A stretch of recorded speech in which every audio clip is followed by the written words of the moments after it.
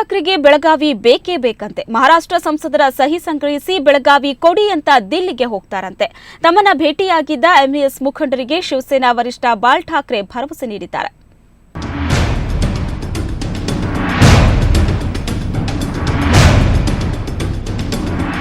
ತನ್ನ ಅಸ್ತಿತ್ವ ಕಾಪಾಡಿಕೊಳ್ಳಲು ಶಿವಸೇನೆ ಏನೇನೋ ಕಸರತ್ತು ಮಾಡ್ತಿದೆ. ಸದ್ಯ ಶಿವಸೇನಾ ಕೈಗೆ ಬೆಳಗಾವಿ ವಿವಾದ ಸಿಕ್ಕಿದೆ.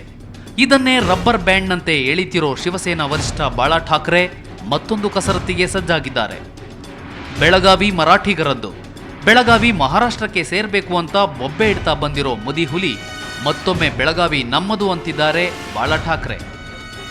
ಬೆಳಗಾವಿಯನ್ನ ಮಹಾರಾಷ್ಟ್ರಕ್ಕೆ ಸೇರಿಸುವ ಉದ್ದೇಶದಿಂದ ಮಹಾರಾಷ್ಟ್ರ ಬಂದ್ ನಡೆಸಲು ನಿರ್ಧರಿಸಿದ್ದಾರೆ.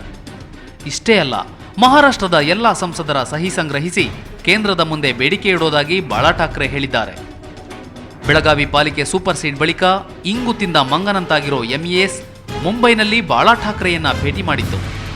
ಈ ಸಂದರ್ಭದಲ್ಲಿ ಸಹಿ ಸಂಗ್ರಹಿಸುವ ಹಾಗೂ ಮಹಾರಾಷ್ಟ್ರ ಬಂದ್ ನಡೆಸುವ ಕುರಿತು ಠಾಕ್ರೆ ಎಂಇಎಸ್ ನಾಯಕರಿಗೆ ಹೇಳಿದ್ದಾರೆ.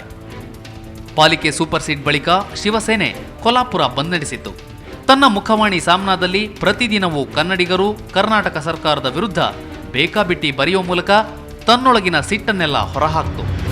ವ್ಯಂಗ್ಯಚಿತ್ರಗಳ ಮೂಲಕ ಕನ್ನಡಿಗರನ್ನ ಕೆಣಕೋ ಪ್ರಯತ್ನ ನಡೆಸಿತು.